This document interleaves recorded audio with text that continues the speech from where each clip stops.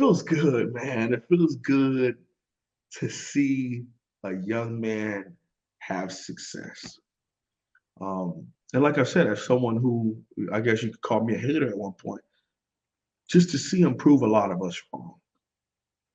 And to do it to where he's out there with his back against the wall, you see him care. He's super passionate. I mean, he was crying and in tears when he threw the game losing interception against North Carolina because he felt like that was his fault.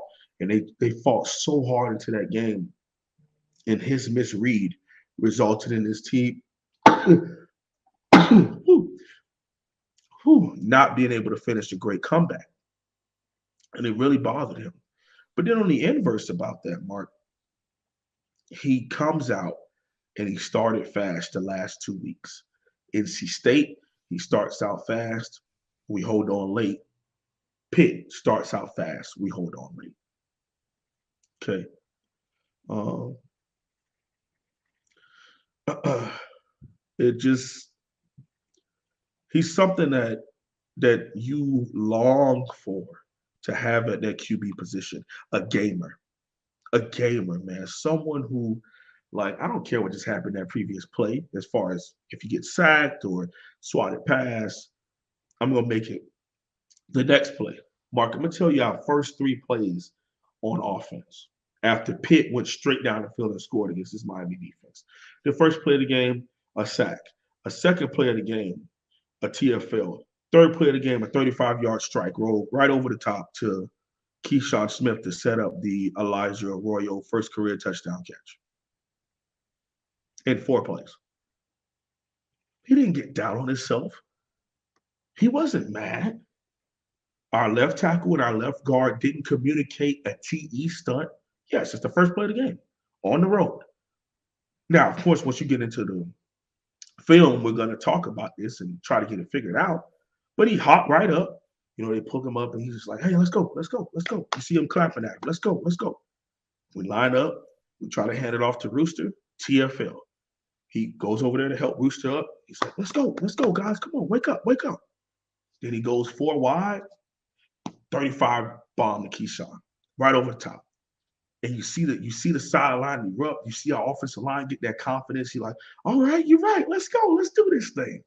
That kind of leadership and that oral, that being vocal. Because one thing about the QB position, you know, being a humble, quiet guy who just does his job, and that stuff doesn't get people moving. Okay, you think about some of the most polarizing figures at that QB position. You think of Winston at Tallahassee. You think of Tebow at UF. You think of Johnny Manziel at Texas A&M. These guys were vocal and fiery. Even I can't stand this dude, but Baker Mayfield at Oklahoma, fiery, in your face kind of people. Bring it home to Miami. Ken Dorsey. He seemed like a quiet dude who didn't say much, but once you put on that uniform, he turned into a mental animal because he's on your head, and we're here to win freaking football games. That is what we've been needing at Miami. Because you look at Brad Kyle, who we think is a very good QB, he's a very quiet guy, soft-spoken, quiet guy. You look at Ja'Cory Harris, soft-spoken, quiet. Malik Rozier act like he didn't care that he throws 3 interceptions in big games and no one says anything. N'Kosi Perry was a little bit more fiery, but we always tried to keep his flame low, and we shouldn't get too rowdy. You need to calm down. That's the way that they coddled and treated N'Kosi Perry, and I'm so happy he's doing very well up at FAU. But that's the first thing that I look at with the good part of what's happening is the coming out party of Tyler Van Dyke, man. He's doing very, very well. The offensive line.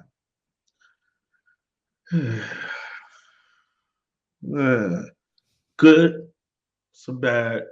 When they need to and they give him time and they pick up stunts and blitzes, man, TVD can carve you to shreds. When they don't, he has escapability to a certain extent, Mark, but not crazy escapability where he could just take off for 30 yards. Okay, so we got to be very careful with that. Wide receiver wise, I think we're doing very well with some of our wide receivers, but the dropsies is still a big problem for Miami. And that's unacceptable. The dropsies, you know, this is the second week in a row,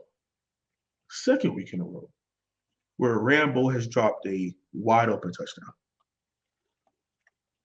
Second time in a row where he's dropped it. Also, FTW 305 MDC, NDC, listen to me.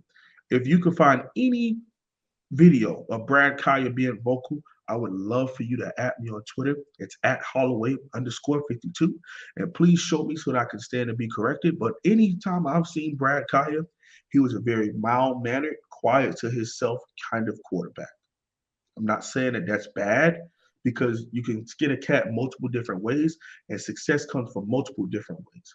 But based on what I was illustrating as far as a very vocal and loud in your face QB, I don't believe in my history of knowing this program and watching Brad Kaya in his full career here from his very first game against Louisville in 2014 to his very last game against West Virginia in 2016 in a bowl game.